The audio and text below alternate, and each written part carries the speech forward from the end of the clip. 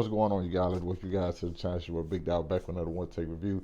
There I got one for Hawkeye episode 3 Echoes. I think that was the name of it. Well, we pretty much like go into this episode getting some backstory pretty much on Maya, the person who's like running the tracksuit mafia at this point. And we get to see like her uncle and everything. I think no, it wasn't her uncle, it was her father, everything, and like how she came up, and how she's deaf, how she had to learn sign.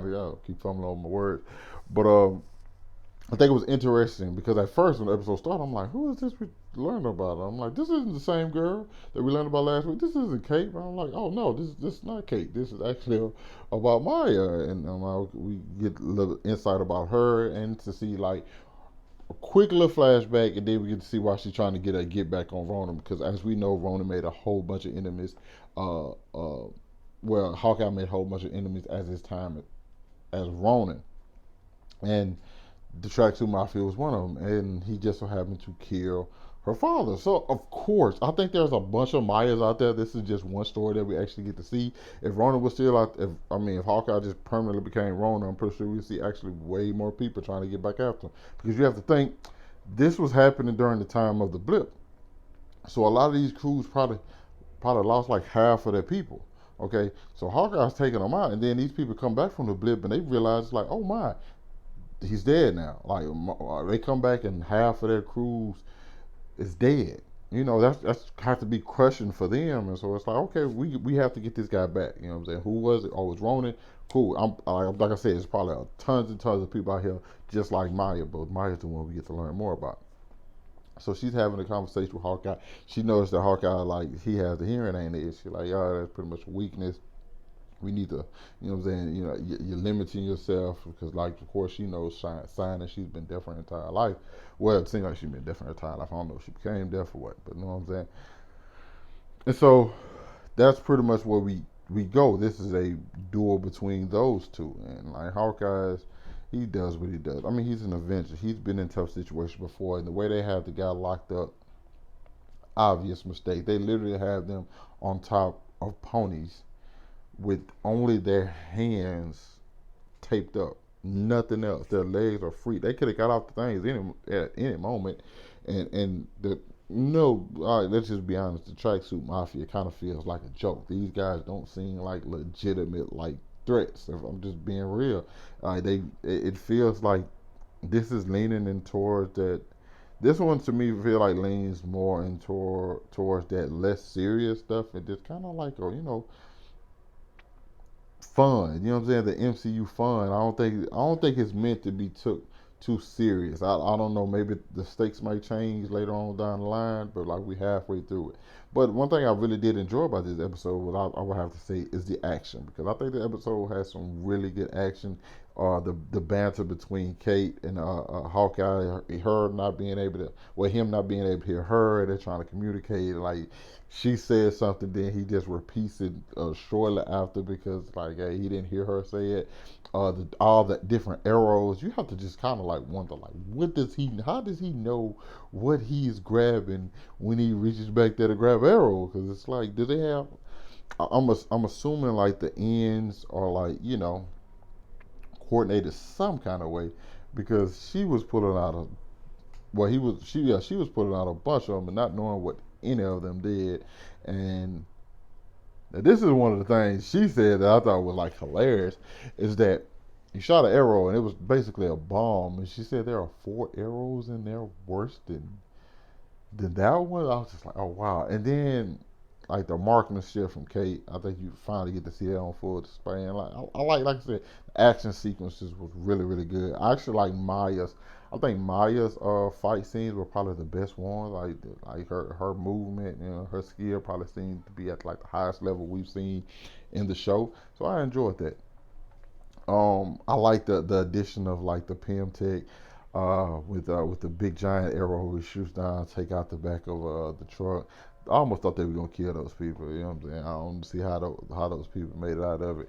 But this is like the show I think a lot of us was waiting to see. It was like Hawkeye teaming up with Kate, teaching her do things, telling her about the life that she thinks she wants, because he tells her like, yo, you lose a lot in this life and you don't get it back, you know. And I think one of the biggest things, okay, I'm cool with all the comedy. That shit great.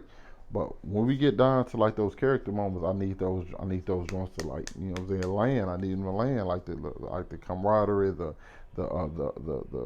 just the chemistry. I need those things to be on, you know what I'm saying, up to par, because that's the only way I'm gonna really get connected with these characters. Them fighting people, taking down bad guys, that's all cool and dandy. But when we really get to those character moments, I think they really need to shine through. And I think it shined for me when they were talking about just them at the little diner when she showed him the Hawkeye suit that she wanted him to wear. Him telling her like, "Hey, I'm not a role model," but she's like, "You are." You know what I'm saying? Then he tells her like the reasons why he can't do certain things. And, like one is, well, I think two was his wife would kill him. He's pretty much been in the shadows his entire life. It was a third one I can't think of at the moment. But like I was just like, okay, cool. But I think a saying that even is much bigger than that one was probably when we have the moment when his son calls. I think he thought it was his wife, and he couldn't hear, you know, at the time, and so they was talking, and that scene actually happened before the diner scene, where son calls and she's pretty much writing down everything her son was saying. I mean, his son was saying, so he was able to respond accordingly. I enjoyed that, you know, because I think she's like taking a peek inside of what's going on with him. Because, yeah, he's Hawkeye, but at the same time, this guy still has a family, and he's missing Christmas. He's missing being at home with his kids, and she finally sees her like, damn, like I'm over here running around just happy to be around this guy, but he really wants to be at home with his children, and you know what I'm saying, it's kind of disappointing that he's not, you know. So I think they kind of like let Kate in just a little bit more to like realize like what this life is going to bring her, you know. They started trying to get some information on the mafia, the tracksuit mafia, but even before that, the tracksuit mafia is moving up territories, and we know we have somebody above. We have somebody above Maya, you know, this big guy, but we don't know who he is. I'm I don't think it's anybody we've seen personally. I don't think it's anybody we've seen, but it could be. Her uncle could be Jack. I don't know. I feel like that's like the obvious answer, but yeah, it's definitely a possibility. Or it could be somebody connected to something completely different. You know, who knows? But we end up proceeding, and